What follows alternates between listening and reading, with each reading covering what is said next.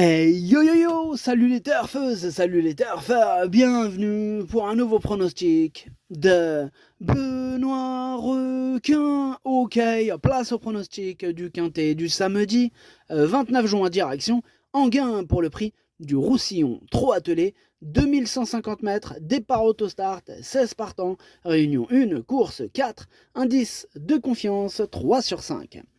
Petit retour sur le quintet de ce jeudi, il y a eu du trouble fait à l'arrivée, mais pour les VIP, on a quand même passé un ticket tiercé dans l'ordre, et il a payé en plus, il a fait 2204 euros.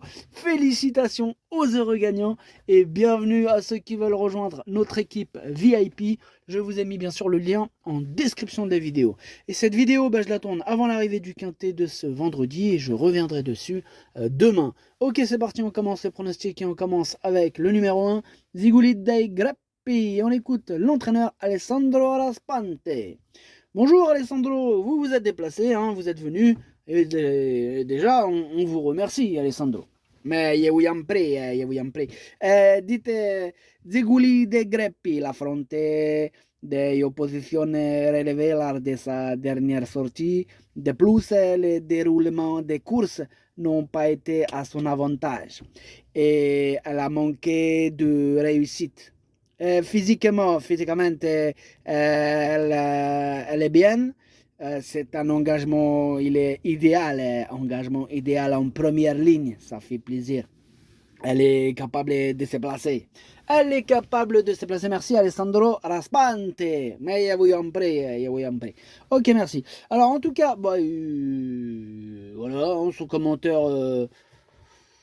enrichissant.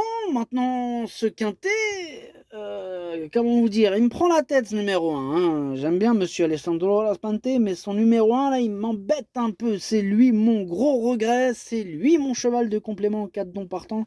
Attention, possible cassage en vue.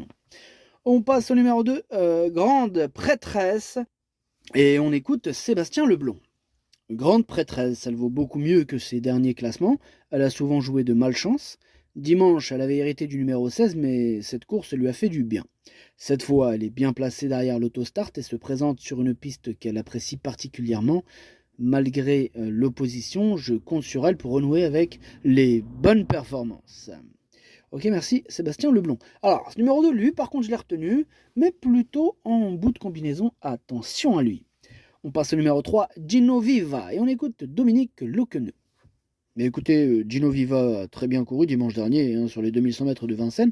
Dans la foulée, il bénéficie d'un engagement favorable et hérité d'un bon numéro derrière l'autostart. Il semble avoir bien récupéré. Il a toujours bien couru à Enghien. J'en attends donc une confirmation.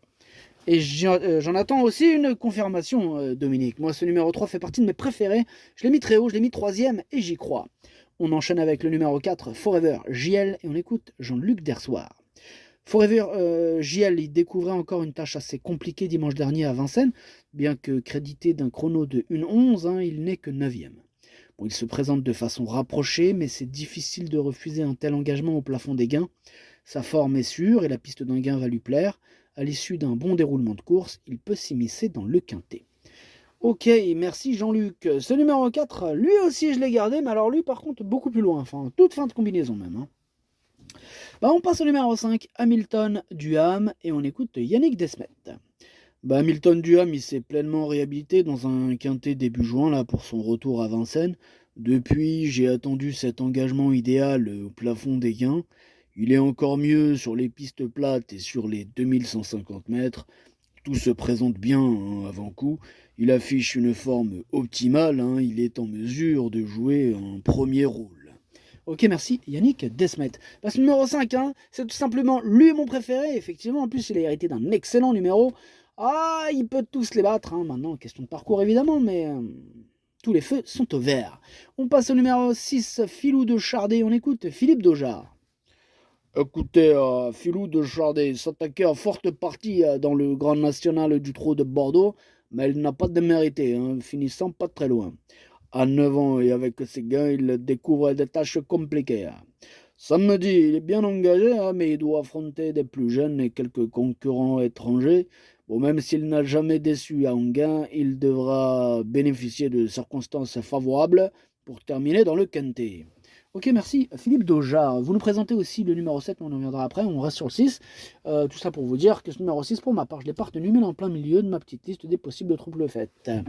Attention, vous restez avec nous, Philippe Doja, hein, vous nous présentez aussi Philarète du Verger, c'est ça? Ouais, Philarète du Verger, le numéro 7. Bon, alors, il avait hérité du numéro 15 dimanche à Vincennes.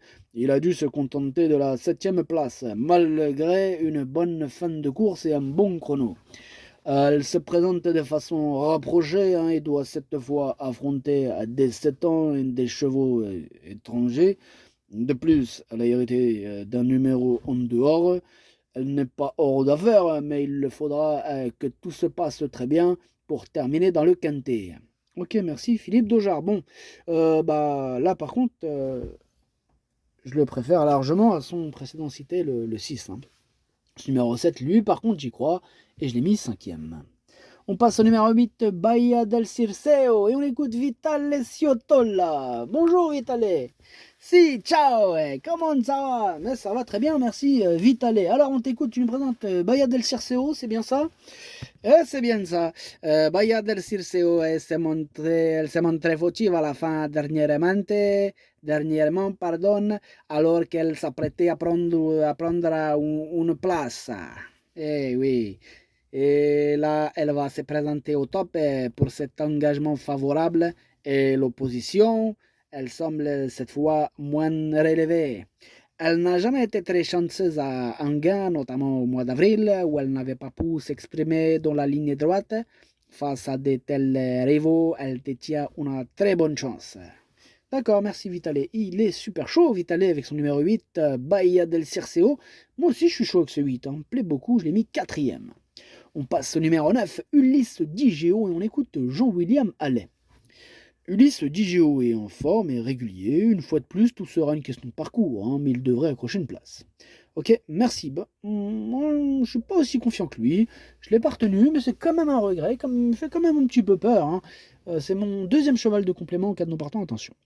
On passe au numéro 10, Rocky T. On écoute Stin Obsfalder. Bonjour Stin. Hello. Écoutez, Rocky T, il n'a pas été très chanceux dernièrement, non. Il n'a cessé de reculer. Par le jeu de relais. Il s'est retrouvé trop loin, very far away.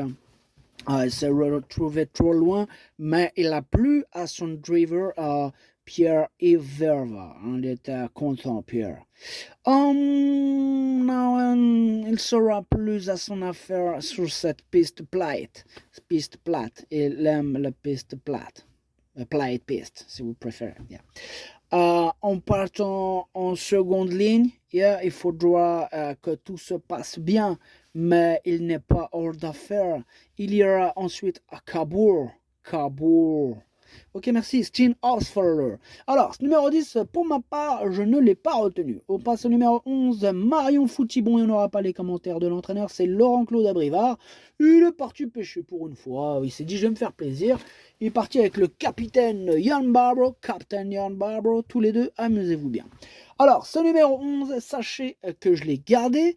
Il me plaît pas mal, je pense qu'il peut en faire souffrir plus d'un sur sa route et je le mets 6e. On passe au numéro 12, Extra du Châtelet, on écoute Cédric Terry.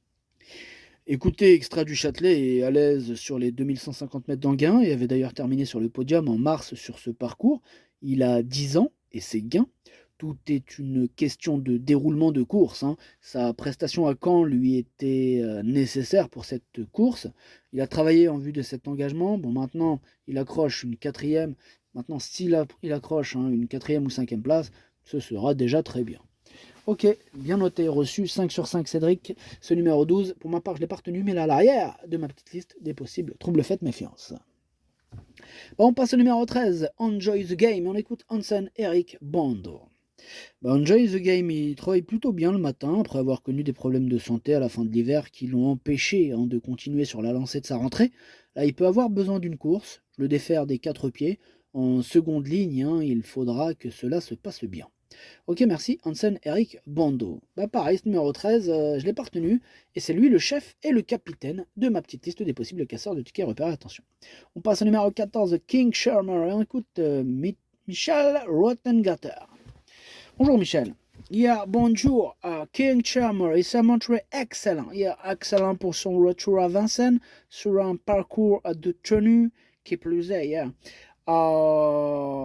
Il faut le courir à l'économie pour qu'il donne sa pleine mesure. Il retrouve un profil plate profil, comme lors de sa belle deuxième place face aux 5 et 6 ans fin mai. Il est toujours aussi bien. Il lui faudra un peu de réussite, mais il est prêt à confirmer. Ready. Il a sa place à l'arrivée. On a sa place. Ok, merci, Michel Rottengatter.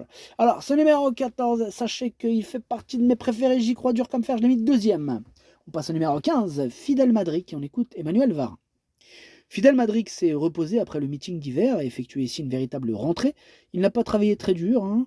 Aussi, il va avoir besoin de courir et retrouver le rythme. Dans l'immédiat, il faut surtout le regarder courir, d'autant qu'il s'élance en seconde ligne. Ok, c'est noté. En tout cas, moi, ce numéro 15, je le raye. Et on termine avec le numéro 16, Eden de Liton. On écoute encore la famille Varin. Là, cette fois-ci, c'est Mathieu Varin. Et oui, c'est Mathieu. Eden de Liton ne va qu'à main gauche. Il n'avait pas de course intéressante à son programme au printemps. Aussi, il n'a pas été revu depuis début avril. Bon, il dispose d'un réclamé dans 15 jours. Cette course va lui être nécessaire, même s'il se prépare assez vite. Bon, dans l'immédiat, il faut le regarder courir. Ok, bon, lui aussi, on le raye. Le pronostic, ça donne 5, 14, 3, 8, 7, 11, 2, 4. Merci d'avoir suivi cette vidéo. N'hésitez pas à mettre un pouce bleu si la vidéo vous a plu. Pour accéder à tous mes tickets pour la course du Quintet, rendez-vous directement en description de la vidéo. À jouer avec modération. Bonne chance. Chopez-le moi. Ciao.